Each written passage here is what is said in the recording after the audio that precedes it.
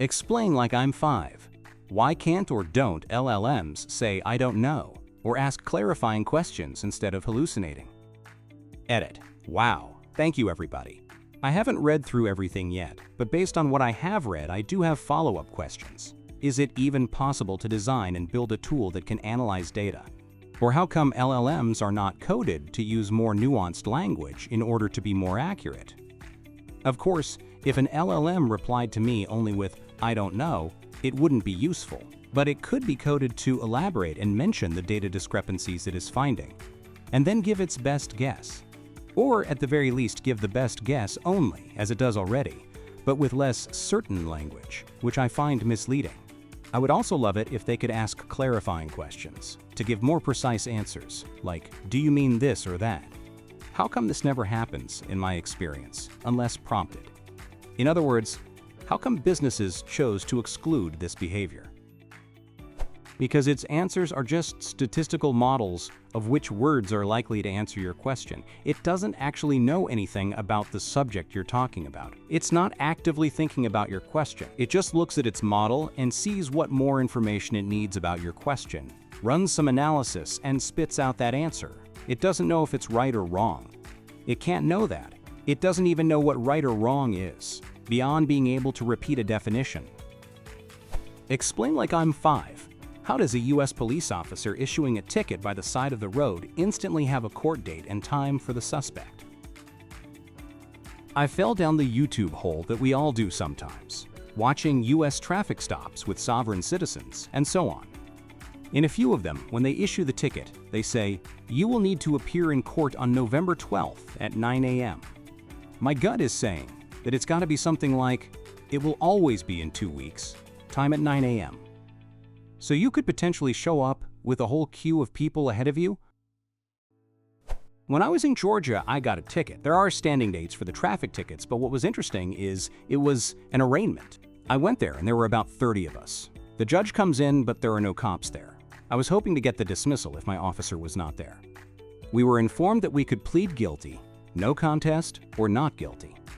If you chose the first two, we explained what happened, the judge gives the sentence, then you leave and pay the fine. If you say not guilty, we were told that a trial date would be scheduled in which all parties involved would be present, including the officer. Interesting system. Explain like I'm 5. What actually happens when someone dies in their sleep? As an example, Robert Redford recently passed away, and it was said that he died in his sleep. Sleeping doesn't cause death, so the tying of the two things is essentially meaningless. My sister-in-law died while sleeping. She had a pulmonary embolism. The reality is, her husband heard her making strange noises that night but was sleeping. She was certainly awake for a short while before passing out due to lack of oxygen. Chances are she was only aware for a brief period of time near the end. Probably long enough to know she was dying. I haven't ever shared that with anyone because people would much prefer to believe that death arrived peacefully and without panic or pain. My father died in his sleep because he was in hospice care, and we gave him morphine to keep him comfortable. He had a typical breathing pattern for a person approaching death. My sister and I both work in healthcare and knew what it meant. My mother died in her sleep 6 years ago this week. Again, we had hospice care and morphine. She didn't even make that death breathing pattern, she just stopped breathing. We say people die in their sleep to comfort the people who loved them. But the reality is, people are often aware that death is coming in their final moments. However, upsetting people over that benefits no one. It is a comforting statement that doesn't mean much to healthcare workers who know death. Explain like I'm 5. Why does armpit sweat smell so much stronger than sweat from other parts of the body, like your back? Because your armpits have a special type of sweat gland called apocrine glands that release sweat mixed with fats and proteins. When skin bacteria break those down, they create strong-smelling compounds. Your back mostly uses eccrine glands, which release mostly water and salt, so there is way less odor. Explain like I'm 5. What is autism? Colloquially, I think most people understand autism as a general concept. Of course, how it presents and to what degree all vary, since it's a spectrum. But what's the boundary line for what makes someone autistic rather than just strange? I assume it's something physically neurological, but I'm not positive. Basically, How have we clearly defined autism? Or have we at all? The term that was used when I asked this question to a psychologist was clinical significance of behavior. Essentially, does the behavior cause any issues to the person or people around them in everyday life? So, a person without autism may like trains. They think trains are kind of cool and like taking pictures of them when they come across them. A person with autism may also like trains, but they have an obsessive focus on trains and travel long distances, compromising other aspects of their life, to take pictures of the specific types of trains they are interested in.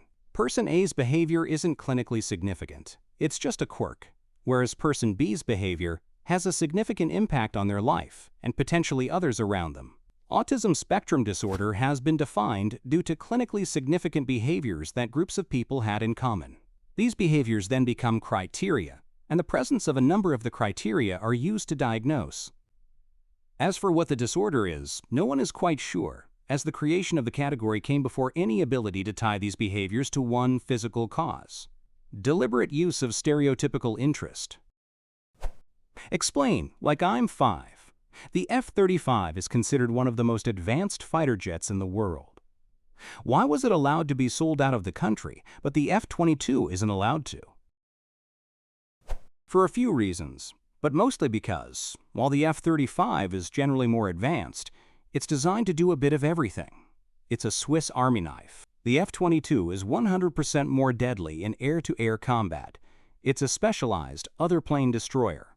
If the F-22 were to come up against F-35s, it would defeat them, so the U.S. wants to keep that advantage to themselves. They're two fundamentally different designs. The F-22 is purely an air superiority fighter aircraft. Its only mission is to destroy enemy aircraft, so it's faster, more maneuverable, and marginally stealthier than the F-35. The F-35, on the other hand, is a jack-of-all-trades, master of none. It was designed from the ground up to replace as many different aircraft as possible, and in doing so, it sacrifices peak performance capabilities. Many of the nations who bought into the F-35 also supply key components to build them.